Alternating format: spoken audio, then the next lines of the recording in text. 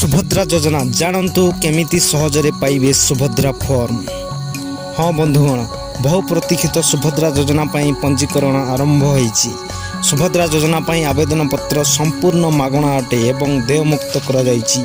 आशाकर्मी और अंगनवाड़ी कर्मी सहित अंगनवाड़ी केन्द्र में कार्य करुवा सहायिका, घरोई संस्था कार्य करुवा महिला कर्मचारी, एमबीके और कम्युनिटी रिसोर्स पर्सन योजना सहायता पाई आवेदन करें।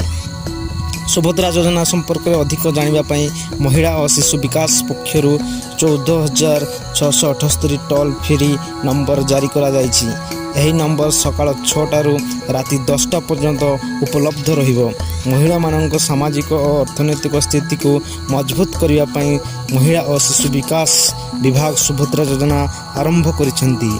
यही योजना अधीन ओडिशार 1 कोटी अधिक महिला उपकृत हो पारे बोली उपमुख्यमंत्री प्रभाती परिड़ा कहिसेंती। आवेदन करने को चाहूबा समस्त योग्य हिताधिकारी गुरुत्वपूर्ण सूचना दि जाइछि। सुभद्रा फॉर्म सबु स्थान में मागणार उपलब्ध थिबा सूचना दि जाइछि। निम्नोक्त स्थान मागणार फॉर्म संग्रह करंतु। तेबे सेगुड़िक हला निकटस्थ अंगनवाड़ी केन्द्र, ब्लॉक कार्यालय, एनएससी म्युनिसिपालिटी कार्यालय, मो सेवा केन्द्र, साधारण सेवा केन्द्र। तेबे यही अपडेट्स पाइबा पई मो चैनल बिरिसा वर्ल्ड को सब्सक्राइब करंतु।